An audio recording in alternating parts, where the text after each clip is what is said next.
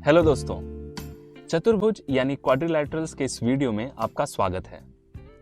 पिछली वीडियो में हमने चतुर्भुज और उनके प्रकार यानी क्वाड्रिलैटरल्स एंड इट्स टाइप्स पर चर्चा की। आज हम चतुर्भुज का कोण योग गुण यानी angle sum property of a quadrilateral पर चर्चा करेंगे। चलिए शुरू करते हैं।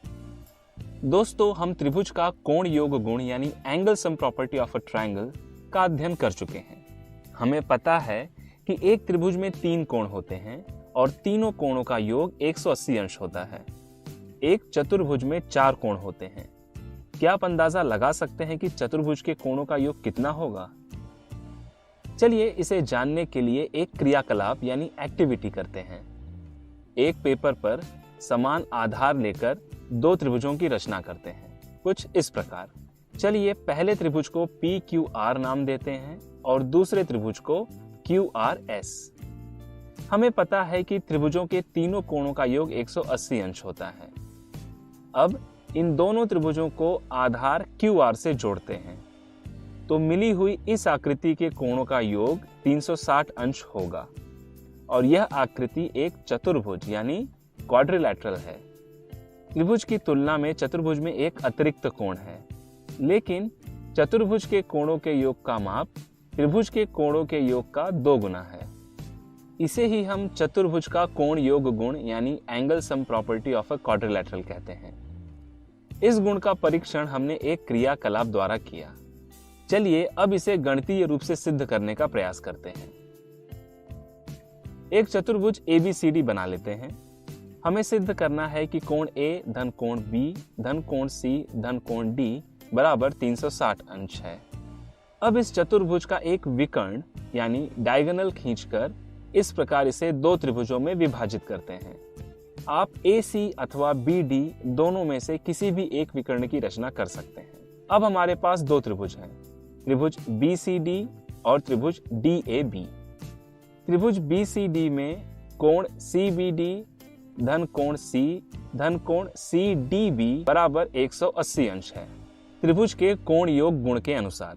उसी प्रकार त्रिभुज DAB में कोण ADB धन कोण A धन कोण ABD बराबर 180 अंश है त्रिभुज के कोण योग गुण के अनुसार। समीकरण 1 और 2 को जोड़ने पर हमें मिलेगा। अब यहाँ पर कोण CBD और कोण ABD जोड़ने पर मिलेगा कोण B। उसी तरह कोण CDB और कोण ADB जोड़ने पर मिलेगा कोण D। इसे हम ऐसे भी लिख सकते हैं, कोण B धन कोण C धन कोण D धन कोण A बराबर 360 अंश, अथवा कोण A धन कोण B धन कोण C धन कोण D बराबर 360 अंश। और इस प्रकार हमने सिद्ध किया कि किसी भी चतुर्भुज के चारों कोणों का योग 360 अंश होता है।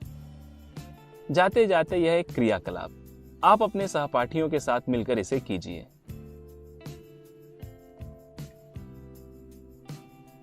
अंत में आप पाएंगे कि भले ही यह चतुर्भुज आकार में एक दूसरे से अलग और छोटे बड़े भी हैं, लेकिन इनके आंतरिक कोणों या कोणों के मापों का योगफल 360 अंश ही है। इस सत्र में बस इतना ही। आज हमने चतुर्भुज का कोण योग गुण यानी angle sum property of a quadrilateral पर चर्चा की। अगले वीडियो में इसी विषय पर आधारित कुछ प्रश्नों हैं। पिछली वीडियो में हमने चतुर्भुज का कोण योग गुण यानी angle sum property of a quadrilateral पर चर्चा की। आज हम उसी विषय पर आधारित कुछ प्रश्नों को हल करेंगे। तो चलिए शुरू करते हैं। चतुर्भुज PQRS में कोण P, कोण Q, कोण R और कोण S एक संबंधे 2 संबंधे 3 संबंधे 4 के अनुपात में है। इसके सभी कोणों का माप ज्ञात कीजिए। दोस्तों, मान लेते हैं कि कोण P, कोण Q, कोण R और कोण S का माप क्रमशः x, 2x, 3x और 4x है और हमें पता है कि चतुर्भुज के कोणों के योग का माप 360 अंश होता है। यानी कोण P धन कोण Q धन कोण R धन कोण S बराबर 360 अंश। इसे हम ऐसे भी लिख सकते हैं, x धन 2x धन 3x धन 4x बराबर 360 अंश। बाईं ओर का योग होगा 10x। इसे हल करने पर मिलेगा x बराबर 36। हमें x का माप यानी कोण P का माप मिल गया है। इसकी सहायता से हम बाकी कोणों का माप निकाल सकते हैं। बाकी कोणों के माप कुछ इस प्रकार होंगे। कोण P, कोण Q, कोण R और कोण S के माप क्रमशः 36, 72, 108 और 144 अंश हैं। आप इन सभी कोणों को जोड़कर देख सकते हैं कि इनका योग 360 अंश होगा। चलिए इसी प्रकार का एक और प्रश्न देखते हैं। चतुर्भुज EFGH के कोणों का अनुपात कुछ इस प्रकार दिया हुआ है। दिए गए अनुपात के आधार पर चतुर्भुज का निर्माण कीजिए और उसका प्रकार बताइए। दोस्तों, इस संकेत का उपयोग कर आप इस प्रश्न को खुद ही हल करने का प्रयास करें। चलिए बढ़ते हैं अगले प्रश्न की ओर। चतुर्भुज ABCD में कोण B का माप कोण A के माप का 2 गुना है और कोण D का माप कोण C के माप का 3 गुना है और कोण A तथा कोण C का योग 105 अंश है। तो प्रत्येक कोण का माप ज्ञात करें। दोस्तों, क्या यहाँ पर आकृति बनाने की आवश्यकता है? नहीं, हम बिना आकृति के इस प्रश्न को हल कर सकते हैं। हमें दिया हुआ है कि कोण B का माप कोण A के माप का 2 गुना है। तो अगर हम कोण A को x लें तो कोण B होगा 2x।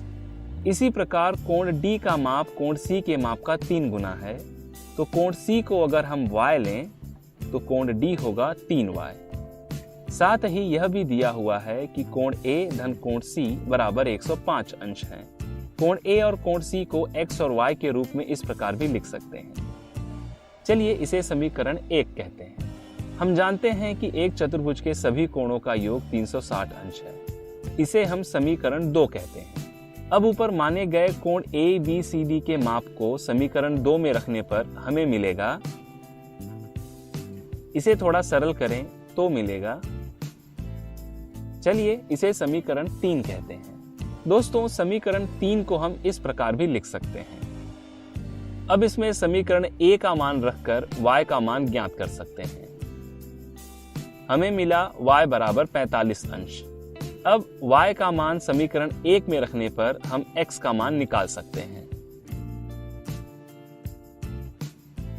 यानी कोण A बराबर x बराबर 60 अंश और कोण C बराबर y बराबर 45 अंश और कोण B तथा कोण D होंगे कोण B बराबर 120 अंश और कोण D बराबर 135 अंश। इस प्रकार हमें सभी कोणों के माप प्राप्त हुए।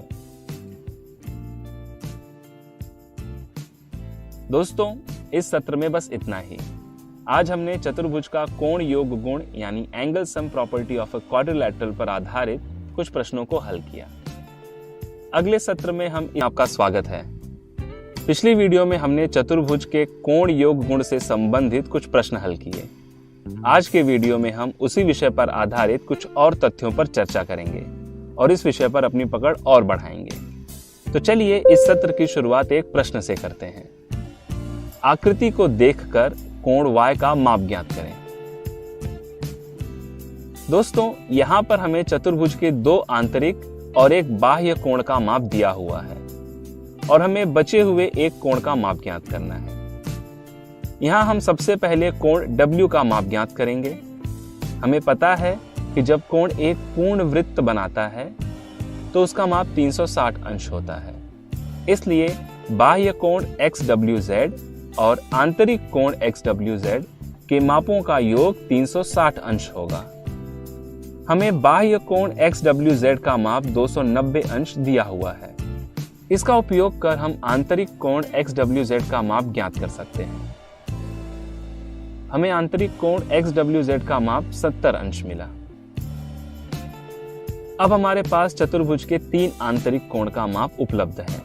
हम चौथे कोण का माप आसानी से निकाल सकते हैं, कुछ इस प्रकार। हमें कोण Y का माप 60 अंश मिला। चलिए एक और प्रश्न लेते हैं। दोस्तों, हमने चतुर्भुज का कोण योग गुण दर्शाने या सिद्ध करने के लिए उसे 2 त्रिभुजों में विभाजित किया था। उसी अवधारणा की सहायता से एक षटकोण यानी हेक्सागोन का कोण योग गुण ज्ञात कीजिए। दोस्तों, इस प्रश्न को हम कैसे हल करेंगे? आप वीडियो पॉज करके इस पर प्रकाश डालें। यहाँ सबसे पहला कार्य होगा कि किसी भी एक शीर्ष बिंदु से दूसरे गैर आसन्न यानी नॉन एडजेसेंट शीर्ष बिंदु तक रेख खींचकर त्रिभुज का निर्माण करना होगा। कुछ इस प्रकार कि रेखा एक दूसरे को प्रतिच्छेदित न करें और फिर देखें कि हमें कितने त्रिभुज प्राप्त हो रहे हैं और फिर प्राप्त हुए त्रिभुजों की संख्या में 180 अंश से गुणा करें। प्राप्त हुआ गुणनफल षटकोण के सभी कोणों का योग होगा। आप देख सकते हैं हमें 4 त्रिभुज प्राप्त हुए हैं, यानी षटकोण के सभी कोणों का योग होगा 4 गुणे 180 बराबर 720 अंश। इस प्रकार का एक और दिलचस्प प्रश्न देखते हैं। कितने अधिक से अधिक न्यून कोणों यानी एक्यूट एंगल्स से मिलकर एक चतुर्भुज की रचना की जा सकती है? दोस्तों, इस प्रश्न का जवाब सोचने के लिए आप वीडियो को पॉज भी कर सकते हैं। हमें यह देखना है कि क्या दी गई तीनों स्थितियों में चतुर्भुज की रचना संभव है। पहला विकल्प लेते हैं और चारों कोणों का ऐसा समूह लेते हैं जिसमें केवल एक ही न्यून कोण है, जैसे कि यह। हम देख सकते हैं कि यहाँ चतुर्भुज की रचना संभव है। ऐसे ही हम बचे हुए दोनों विकल्पों के लिए भी कोणों का समूह इस प्रकार बना लेते हैं, जहां क्रमशः 2 और 3 न्यून कोण हैं। तब भी आप देख सकते हैं कि चतुर्भुज की रचना संभव है। प्रश्न के अनुसार अधिक से अधिक न्यून कोणों की संख्या ज्ञात करनी है, इसलिए इसका सही विकल्प होगा 3। लेकिन दोस्तों, क्या 4 न्यून कोणों से भी चतुर्भुज की रचना संभव है? आप अपनी अध्यापिका और सहपाठियों की सहायता लेकर इस पर प्रकाश डाल सकते हैं। दोस्तों, इस सत्र में बस इतना ही। आज हमने चतुर्भुज के कोण योग गुण पर आधारित कुछ तथ्यों पर चर्चा की। अब मिलते हैं। वीडियो में आपका स्वागत है। आज हम चतुर्भुज और उसके प्रकार यानी क्वाड्रिलैटरल्स एंड इट्स टाइप्स का अध्ययन करेंगे। दोस्तों, क्या आपको इन आकृतियों में कोई समानता दिखाई दे रही है? जी हाँ, आप देख सकते हैं कि इन सभी आकृतियों में 4 भुजाएं हैं। पिछली कक्षाओं में भी हम पढ़ चुके हैं कि ऐसी आकृतियों को चतुर्भुज यानी क्वाड्रिलैटरल्स कहते हैं। हम अपने आसपास बहुत सी वस्तुएं देखते हैं जिसमें हम चतुर्भुज की आकृतियां देख सकते हैं। जैसे इस पुस्तक का यह भाग, हम इसकी परिसीमाओं यानी बाउंड्रीज को देख सकते हैं जो चतुर्भुज के आकार की है। इसी प्रकार इस डिब्बे के प्रत्येक पृष्ठ की परिसीमाएं इत्यादि। दोस्तों, चतुर्भुज की 4 भुजाएं, 4 कोण और 4 शीर्ष होते हैं और इसमें सम्मुख शीर्षों को मिलाने से बने रेखाखंड विकर्ण यानी डायगोनल्स कहलाते हैं और किसी भी चतुर्भुज के 2 विकर्ण होते हैं। यदि किसी चतुर्भुज की यह विशेषता हो कि उसकी सम्मुख भुजाएं यानी सामने वाली भुजाएं समांतर हों, तो इस प्रकार के चतुर्भुज को हम समांतर चतुर्भुज यानी पैरेललोग्राम कहते हैं। दोस्तों, हम जानते हैं कि समांतर चतुर्भुज की सम्मुख भुजाएं और सम्मुख कोण बराबर होते हैं और इनके दोनों विकर्ण एक दूसरे को समद्विभाजित करते हैं। यानी हम कह सकते हैं कि OA OC के बराबर है और BO OD के बराबर है। चलिए अब हम कुछ विशेष समांतर चतुर्भुजों को देखते हैं। दोस्तों, क्या आप अंदाजा लगा सकते हैं कि यदि इस समांतर चतुर्भुज की सभी भुजाएं बराबर हों तो हम इसे क्या कहेंगे? वीडियो पॉज कर आप इसका उत्तर सोच सकते हैं। जी हाँ, इस प्रकार के समांतर चतुर्भुज को हम समचतुर्भुज और अंग्रेजी में हम इसे रोम्बस कहते हैं, क्योंकि समचतुर्भुज एक ऐसा समांतर चतुर्भुज है जिसकी सभी भुजाएं बराबर होती हैं। इसके दोनों विकर्ण एक दूसरे को लंब समद्विभाजित करते हैं। दोस्तों, आयत यानी रेक्टेंगल, इसके बारे में हम पिछली कक्षाओं में भी पढ़ चुके हैं। यह एक ऐसा समांतर चतुर्भुज है जिसका प्रत्येक कोण समकोण होता है। इसमें समांतर चतुर्भुज के सभी गुणधर्म होते हैं, यानी इसकी दोनों सम्मुख भुजाएं समांतर और बराबर हैं। यदि आयत की सभी भुजाएं बराबर हों तो यह आकृति कुछ इस प्रकार दिखाई देगी। आप इस प्रकार की आकृतियों से परिचित हैं। वीडियो पॉज कर आप इसका नाम सोच सकते हैं। जी हाँ दोस्तों, यह वर्ग यानी स्क्वायर है। इसकी सभी भुजाएं बराबर और सभी कोण 90 अंश के होते हैं। अब तक हमने जितने भी चतुर्भुजों को देखा उनकी दोनों सम्मुख भुजाएं समांतर हैं। लेकिन यदि किसी चतुर्भुज में भुजाओं का एक युग्म समांतर हो तो इस प्रकार के चतुर्भुज को हम क्या कहेंगे? जवाब सोचने के लिए आप वीडियो पॉज कर सकते हैं। दोस्तों, इस प्रकार के चतुर्भुज को हम समलंब चतुर्भुज यानी ट्रेपेजियम कहते हैं। जो भुजाएं समांतर नहीं हैं, यदि वह बराबर हो तो ऐसे समलंब चतुर्भुज को हम समद्विबाहु समलंब चतुर्भुज यानी आइसोसेलेस ट्रेपेजियम कहते हैं। दोस्तों, आपने पतंग जरूर देखी होगी। यह कुछ इस आकार की दिखाई देती है। इसकी भुजाएं समांतर नहीं होती। अलग अलग आसन्न भुजाओं के दो युग्म होते हैं जिनकी लंबाई बराबर होती है। ऐसे चतुर्भुजों को हम पतंग यानी काइट कहते हैं। इसका एक विकर्ण दूसरे विकर्ण को सम कोण पर समद्विभाजित करता है। दोस्तों, इस सत्र में बस इतना ही। आज हमने चतुर्भुज और उसके प्रकार यानी क्वाड्रिलैटरल एंड इट्स टाइप्स पर चर्चा की। मिलते हैं अगले इस वीडियो में। आपका स्वागत है। पिछली वीडियो में हमने चतुर्भुज और उसके प्रकार यानी क्वाड्रिलैटरल्स एंड इट्स टाइप्स का अध्ययन किया। आज हम उसी से संबंधित कुछ प्रश्न हल करेंगे। दी गई आकृतियों में से चतुर्भुज और उसके प्रकार की पहचान कीजिए। दोस्तों, पहले चतुर्भुज को देखिए PQRS। इसमें इसकी चारों भुजाएं बराबर हैं। सम्मुख भुजाओं के दोनों युग्म समांतर हैं, इसलिए PQRS यह एक समचतुर्भुज है। क्या हम इसे समांतर चतुर्भुज भी कह सकते हैं? जी हाँ दोस्तों, क्योंकि समचतुर्भुज एक ऐसा समांतर चतुर्भुज है जिसकी सभी भुजाएं बराबर होती हैं। अब दूसरी आकृति को देखिए। यह एक समांतर चतुर्भुज ABCD है जिसकी सम्मुख भुजाएं बराबर हैं और प्रत्येक कोण 90 अंश दिया गया है। वीडियो पॉज कर आप यह सोच सकते हैं कि यह किस चतुर्भुज के गुणधर्म हैं। जी हाँ, यह एक आयत है। तीसरी आकृति में चतुर्भुज DEFG में सम्मुख भुजाओं की केवल एक ही जोड़ी समांतर है और दूसरी जोड़ी जो समांतर नहीं है DG और EF, यह दोनों बराबर हैं। इसलिए यह एक समद्विबाहु समलंब चतुर्भुज है यानी आइसोसेलेस ट्रेपेजियम। चौथी आकृति को देखिए। दोस्तों, इसे देखते ही आप बता सकते हैं कि इस चतुर्भुज को हम पतंग कहते हैं। इसकी आसन्न भुजाएं बराबर हैं। दोस्तों, पांचवी आकृति को देखिए। इसे देखते ही आप जान सकते हैं कि यह चतुर्भुज नहीं है क्योंकि इसकी 5 भुजाएं हैं। इसे हम पंचभुज या बहुभुज भी कह सकते हैं। आगे बढ़ते हैं, एक और प्रश्न देखते हैं। यहाँ चतुर्भुज की कुछ विशेषताएं दी गई हैं। इन्हें ध्यान से पढ़िए और बताइए कि यह किस प्रकार का चतुर्भुज हो सकता है। एक समांतर चतुर्भुज है जिसकी सभी भुजाएं बराबर हैं। समांतर चतुर्भुज की सम्मुख भुजाएं समांतर और बराबर होती हैं, परंतु इसकी सभी भुजाएं बराबर हैं, इसलिए यह समचतुर्भुज हो सकता है।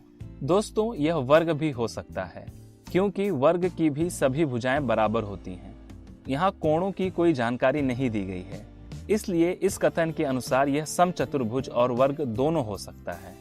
दोस्तों, इस सत्र में बस इतना ही। आज हमने चतुर्भुज और उसके प्रकार यानी क्वाड्रिलैटरल्स एंड इट्स टाइप्स से संबंधित कुछ प्रश्न हल किए। मिलते हैं इसके इस वीडियो में। आपका स्वागत है। पिछली वीडियो में हमने चतुर्भुज और उसके प्रकार यानी क्वाड्रिलैटरल्स एंड इट्स टाइप्स का अध्ययन किया। आज हम उसी से संबंधित कुछ तथ्यों पर चर्चा करेंगे। चलिए शुरुआत अपने पहले प्रश्न से करते हैं। सभी पतंग समचतुर्भुज होते हैं। बताइए, यह कथन सत्य है या असत्य?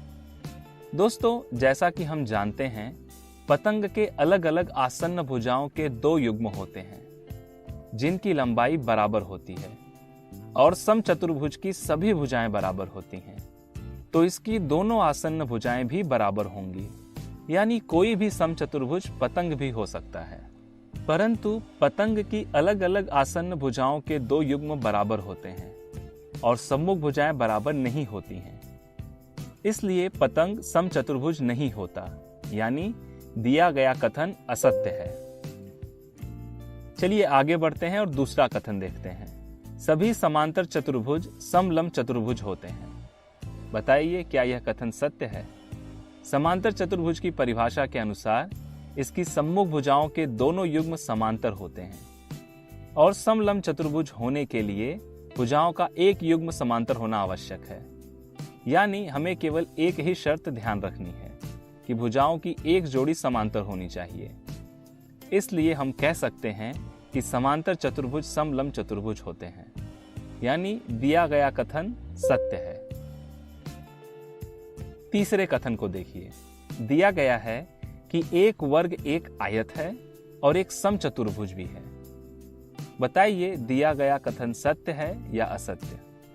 दोस्तों ध्यान दीजिए कि वर्ग की सभी भुजाएं बराबर और सम्मुख भुजाएं समांतर होती हैं और प्रत्येक कोण समकोण यानी 90 अंश का होता है। आयत के भी प्रत्येक कोण समकोण होते हैं और सम्मुख भुजाएं समांतर होती हैं, परंतु इसकी केवल सम्मुख भुजाएं यानी ऑपोजिट साइड्स बराबर होती हैं, लेकिन वर्ग की सभी भुजाएं बराबर होती हैं। तो निश्चित ही इसकी सभी सम्मुख भुजाएं बराबर होंगी, इसलिए हम एक वर्ग को आयत कह सकते हैं। समचतुर्भुज की भी सभी भुजाएं बराबर होती हैं और सम्मुख भुजाएं समांतर होती हैं और इसके सम्मुख कोण बराबर होते हैं। वर्ग के सभी कोण 90 अंश होते हैं, तो निश्चित ही उसके सम्मुख कोण भी बराबर होंगे, इसलिए वर्ग को समचतुर्भुज भी कह सकते हैं। एक वर्ग में आयत और समचतुर्भुज के सभी गुणधर्म होते हैं, इसलिए यह कथन सत्य है। दोस्तों इस सत्र में बस इतना ही। आज हमने चतुर्भुज की परिभाषा और उसके प्रकार से संबंधित कुछ तथ्यों पर चर्चा की। मिलते हैं अगले वीडियो में। आपका स्वागत है। पिछली वीडियो में हमने चतुर्भुज और उसके प्रकार पर चर्चा की। विशेष रूप से हमने समांतर चतुर्भुज का अध्ययन किया। आज हम समांतर चतुर्भुज के कुछ गुणधर्मों पर चर्चा करेंगे। आइए हम एक समांतर चतुर्भुज PQRS की रचना करते हैं। यदि हम इस प्रकार इन दोनों शीर्षों को मिलाकर विकर्ण QS बनाएं, तो हमें यह दो त्रिभुज मिलेंगे। क्या इन त्रिभुजों के बारे में हम कुछ कह सकते हैं? दोस्तों, क्या यह दोनों त्रिभुज सर्वांगसम होंगे? आइए इसकी जांच करें। यह एक समांतर चतुर्भुज है, इसलिए भुजा PQ भुजा SR के समांतर है और QS विकर्ण है। यानी यह दोनों कोण PQS और कोण RSQ बराबर होंगे, क्योंकि यह एकांतर अंतःकोण यानी ऑल्टरनेट इंटीरियर एंगल्स हैं।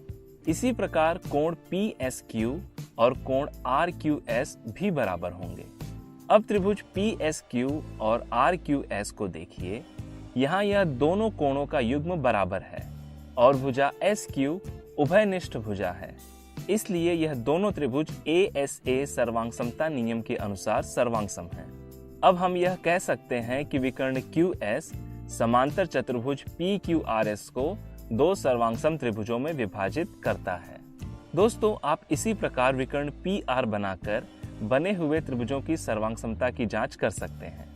आप इस निष्कर्ष पर पहुंचेंगे कि विकर्ण PR भी चतुर्भुज PQRS को दो सर्वांगसम त्रिभुजों में विभाजित करता है।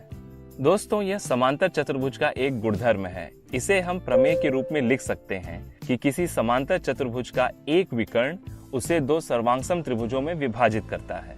और जैसा कि हम जानते हैं, सर्वांगसम त्रिभुजों के संगत भाग बराबर होते हैं, इसलिए इन त्रिभुजों की संगत भुजाएं भी बराबर होंगी। यानी भुजा PQ भुजा RS के बराबर है और भुजा PS भुजा RQ के बराबर है। दोस्तों ध्यान दीजिए, यहाँ भुजाएं इस समांतर चतुर्भुज की सम्मुख भुजाएं हैं। यह समांतर चतुर्भुज का एक अन्य गुण है। इसे भी हम एक प्रमेय के रूप में लिख सकते हैं कि समांतर चतुर्भुज की सम्मुख भुजाएं बराबर होती हैं। दोस्तों, क्या इस प्रमेय का विलोम भी सत्य होगा? यानी यदि किसी चतुर्भुज की सम्मुख भुजाओं का प्रत्येक युग्म बराबर हो, तो क्या वह चतुर्भुज समांतर चतुर्भुज होगा? मान लीजिए चतुर्भुज ABCD की सम्मुख भुजाएं बराबर हैं, तो अब हमें सिद्ध करना है कि यह एक समांतर चतुर्भुज है। यानी यदि हम यहाँ एक विकर्ण AC बनाएं, तो भुजा AB और DC के प्रतिच्छेद करने से बने एकांतर कोण बराबर हों, तो यह रेखाएं समांतर होंगी। इन दोनों त्रिभुजों यानी त्रिभुज ABC और त्रिभुज CDA की सहायता से हम इन्हें समांतर सिद्ध कर सकते हैं। हम देख सकते हैं इन दोनों त्रिभुजों में भुजा AB भुजा CD के बराबर है, भुजा BC भुजा DA के बराबर है और भुजा AC उभयनिष्ठ भुजा है। इसलिए यह दोनों त्रिभुज SSS सर्वांगसमता नियम के अनुसार सर्वांगसम है, यानी कोण BAC और कोण DCA बराबर होंगे और यह एकांतर कोणों का एक युग्म है। हम जानते हैं कि यदि एक तिर्यक रेखा दो रेखाओं को इस प्रकार प्रतिच्छेद करे कि एकांतर अंतः कोणों का एक युग्म बराबर है तो दोनों रेखाएं समांतर होती हैं, यानी भुजा AB समांतर होगी भुजा DC के। इसी प्रक्रिया को दोहराते हुए हम विकर्ण BD खींचकर भुजा AD और भुजा BC को भी समांतर सिद्ध कर सकते हैं। अब इसकी सम्मुख भुजाएं समांतर हैं, इसलिए चतुर्भुज ABCD एक समांतर चतुर्भुज है। इस परिणाम को हम एक प्रमेय के रूप में लिख सकते हैं कि यदि एक चतुर्भुज की सम्मुख भुजाओं का प्रत्येक युग्म बराबर हो तो वह एक समांतर चतुर्भुज होता है। दोस्तों, हमने यह परिणाम समांतर चतुर्भुज की सम्मुख भुजाओं के लिए प्राप्त किया। क्या हम उसके सम्मुख कोणों के बारे में कुछ कह सकते हैं? क्या एक समांतर चतुर्भुज की सम्मुख भुजाओं की तरह सम्मुख कोणों की भी जोड़ियां यानी युग्म बराबर होंगे? चलिए इसकी जांच करते हैं। एक समांतर चतुर्भुज DEFG बनाइए। अब एक चांदे की सहायता से उसके सम्मुख कोणों का माप ज्ञात कीजिए।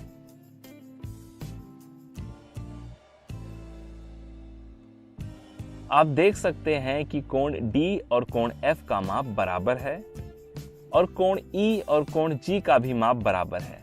दोस्तों, वीडियो पॉज कर आप यह क्रियाकलाप अन्य समांतर चतुर्भुजों के लिए दोहरा सकते हैं।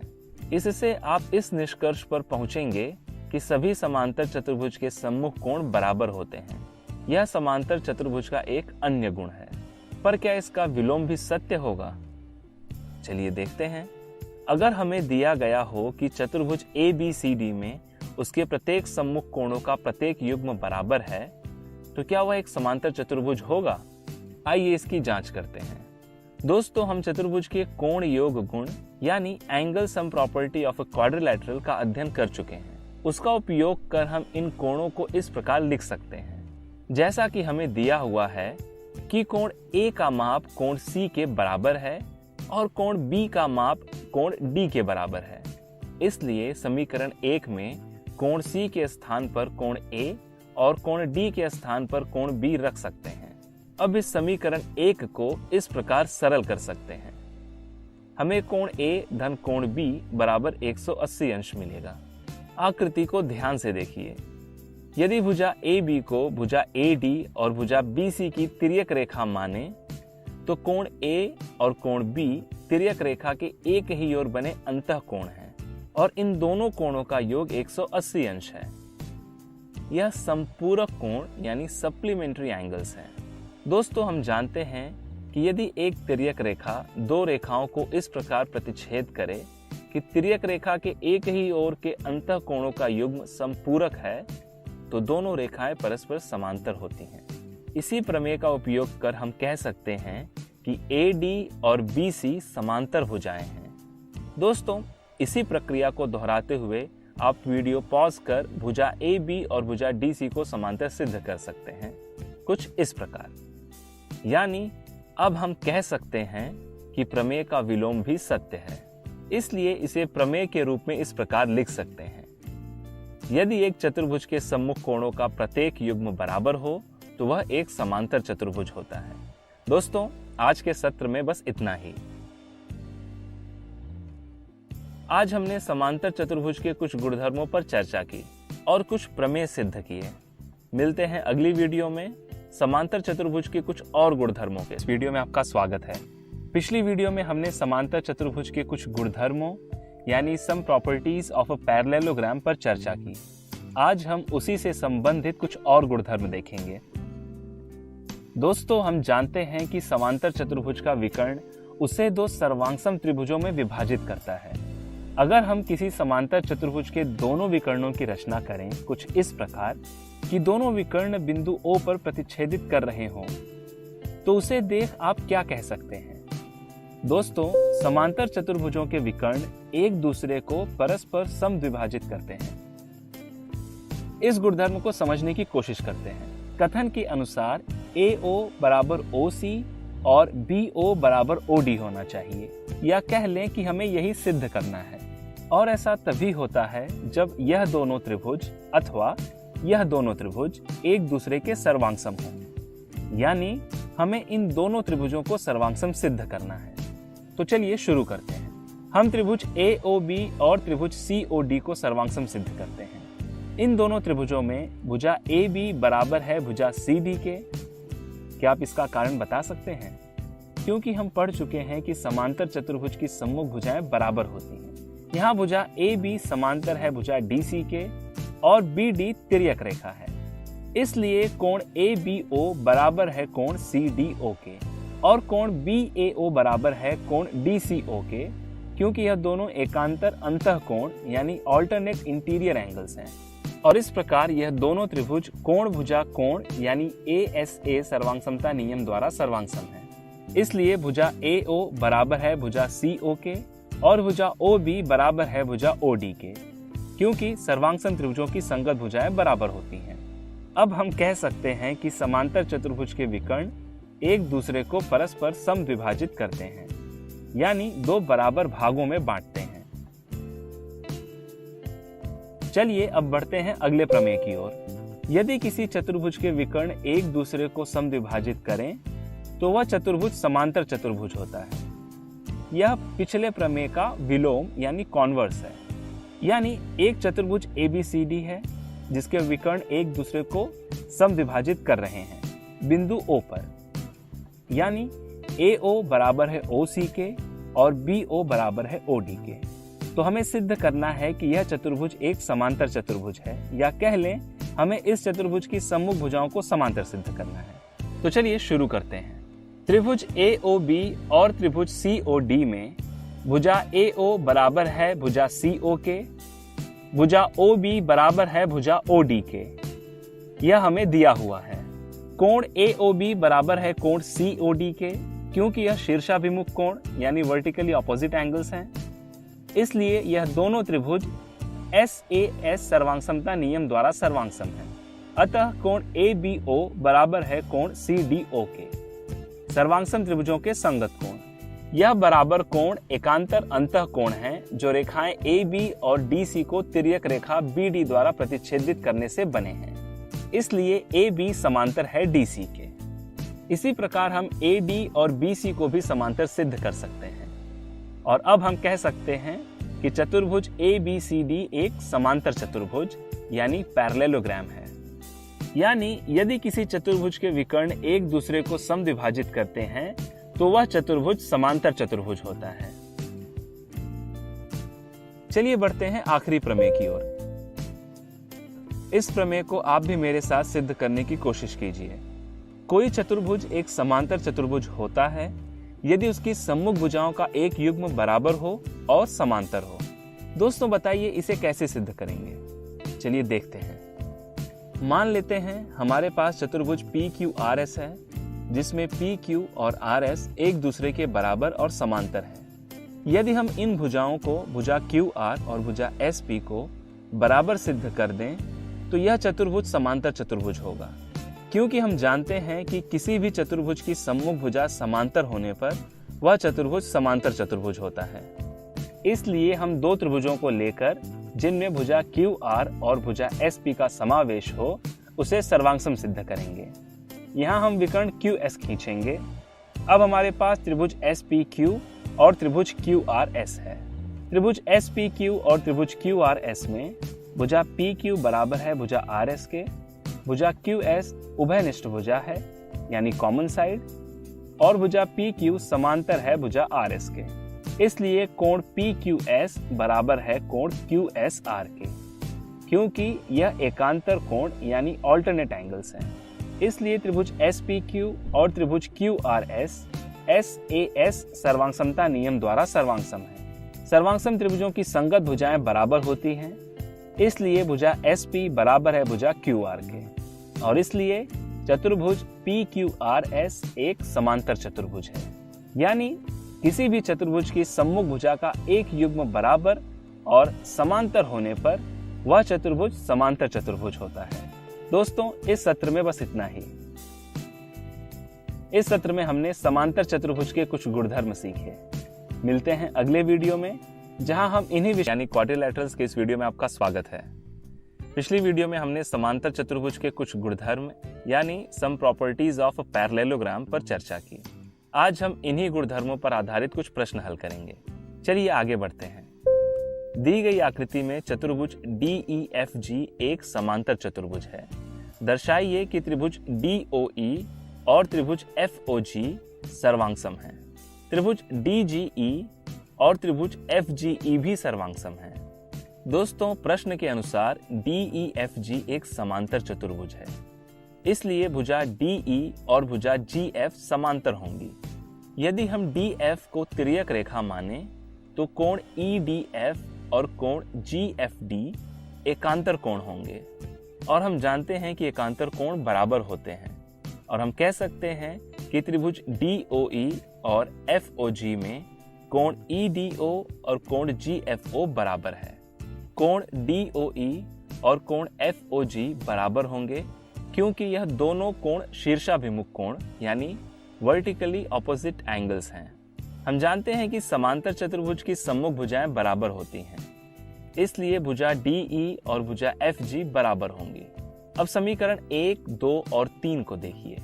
इन दोनों त्रिभुजों में दो कोण और एक भुजा बराबर है, परंतु यह भुजा इन कोणों की अंतर्गत भुजा नहीं है, इसलिए यह त्रिभुज AAS सर्वांगसमता नियम के अनुसार सर्वांगसम है। दोस्तों, अब त्रिभुज DGE और त्रिभुज FEG को देखिए।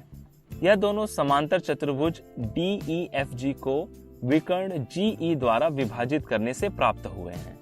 हम जानते हैं कि समांतर चतुर्भुज का एक विकर्ण उसे दो सर्वांगसम त्रिभुजों में विभाजित करता है, इसलिए यह दोनों त्रिभुज सर्वांगसम होंगे। दोस्तों, इसी प्रकार आप अपने सहपाठियों के साथ मिलकर त्रिभुज DGF और त्रिभुज FED पर चर्चा करें। चलिए आगे बढ़ते हैं अपने अगले प्रश्न की ओर। PQRS एक समांतर चतुर्भुज है जिसमें भुजा SR की लंबाई 4 सेंटीमीटर और भुजा QR की लंबाई 3 सेंटीमीटर दी गई है। तो भुजा PQ और भुजा PS की लंबाई ज्ञात कीजिए। दोस्तों, हम जानते हैं कि समांतर चतुर्भुज की सम्मुख भुजाएं बराबर होती हैं। हमें दिया गया है कि चतुर्भुज PQRS एक समांतर चतुर्भुज है, इसलिए इनकी सम्मुख भुजाएं भी बराबर होंगी, यानी भुजा PQ भुजा SR के बराबर है, और हमें भुजा SR की लंबाई 4 सेंटीमीटर दी हुई है, इसलिए भुजा PQ की लंबाई भी 4 सेंटीमीटर होगी। इसी प्रकार भुजा QR और भुजा PS भी बराबर होंगी। यहाँ हमें QR की लंबाई 3 सेंटीमीटर दी गई है, इसलिए भुजा PS की लंबाई भी 3 सेंटीमीटर होगी। आगे बढ़ते हैं और एक और प्रश्न देखते हैं। चतुर्भुज PQRS एक समांतर चतुर्भुज है और चतुर्भुज PXYZ भी समांतर चतुर्भुज है। कोण R का माप 60 अंश दिया है, तो कोण P और कोण Y का माप ज्ञात कीजिए। प्रश्नानुसार PQRS समांतर चतुर्भुज है, और हम जानते हैं कि समांतर चतुर्भुज के सम्मुख कोण बराबर होते हैं, इसलिए कोण P और कोण R बराबर होंगे। कोण R का माप 60 अंश दिया है, इसलिए कोण P भी 60 अंश होगा, और प्रश्न के अनुसार PXYZ भी एक समांतर चतुर्भुज है। इसकी सहायता से कोण Y का माप आप स्वयं ज्ञात कर सकते हैं। दोस्तों, इस सत्र में बस इतना ही। आज हमने समांतर चतुर्भुज के कुछ गुणधर्म यानी some properties of a parallelogram से संबंधित कुछ प्रश्न हल किए। मिलते हैं अगली वीडियो में ऐसे ही कुछ और प्रश्नों के साथ। यानी क्वाड्रिलैटरल्स के इस वीडियो में आपका स्वागत है। पिछली वीडियो में हमने समांतर चतुर्भुजों के कुछ गुणधर्मों और उन पर आधारित कुछ उदाहरण देखे थे। आज हम उसी से संबंधित कुछ और प्रश्नों को हल करेंगे। तो चलिए शुरू करते हैं पहले प्रश्न से। सिद्ध कीजिए कि यदि किसी चतुर्भुज का एक विकर्ण यानी डायगोनल दूसरे विकर्ण को लंब समद्विभाजित करता है तो वह चतुर्भुज एक पतंग यानी काइट होता है। दोस्तों, सबसे पहले कथन के अनुसार आकृति बना लेते हैं। मान लीजिए कि ABCD एक चतुर्भुज है और विकर्ण AC विकर्ण BD को लंब समद्विभाजित कर रहा है बिंदु O पर। हमें सिद्ध करना है कि चतुर्भुज ABCD एक पतंग है। दोस्तों, यदि किसी चतुर्भुज में अलग अलग आसन्न भुजाओं के दो युग्म यानी two distinct pairs of adjacent sides बराबर हों तो वह चतुर्भुज एक पतंग यानी काइट कहलाता है। यानी अगर हम यह सिद्ध कर दें कि भुजा AB बराबर है भुजा AD के और भुजा CD बराबर है भुजा BC के, तो यह एक पतंग होगा। तो चलिए त्रिभुज AOB और त्रिभुज AOD लेते हैं। यहाँ पर भुजा AO उभयनिष्ठ भुजा यानी कॉमन साइड है। हमें दिया गया है कि विकर्ण AC विकर्ण BD को लंब समद्विभाजित कर रहा है, इसलिए कोण AOB बराबर है कोण AOD के, प्रत्येक समकोण है, और भुजा OB बराबर है भुजा OD के। इस प्रकार यह त्रिभुज SAS सर्वांग समता नियम द्वारा सर्वांगसम हुआ। सर्वांगसम त्रिभुजों की संगत भुजाएं बराबर होती हैं, इसलिए भुजा AB बराबर है भुजा AD के। इसी प्रकार हम भुजा BC बराबर भुजा CD भी सिद्ध कर सकते हैं।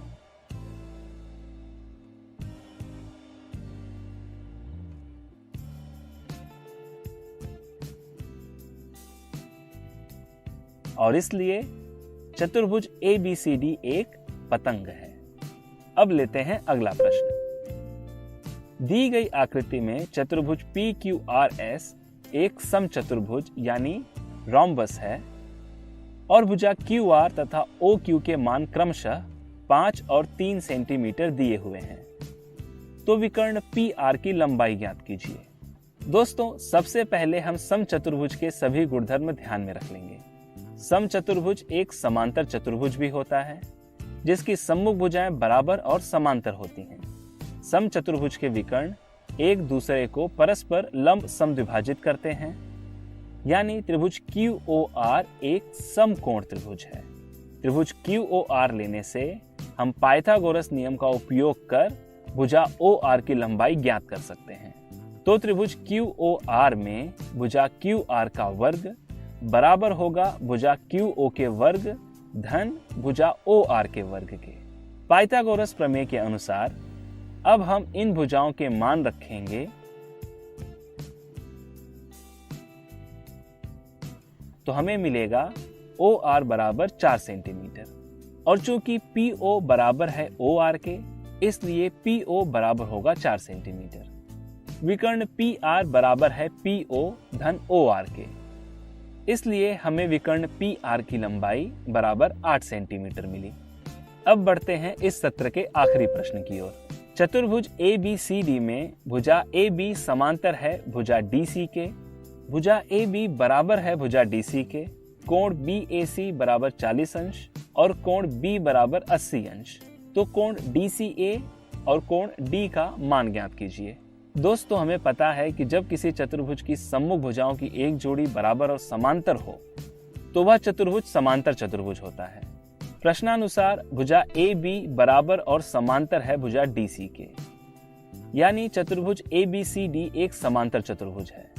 इसलिए कोण B बराबर होगा कोण D के, क्योंकि समांतर चतुर्भुज के सम्मुख कोण बराबर होते हैं, इसलिए कोण DB होगा 80 अंश। और चूंकि भुजा AB समांतर है भुजा DC के और AC विकर्ण है, इसलिए कोण BAC बराबर होगा कोण DCA के, क्योंकि यह एकांतर अंतः कोण है,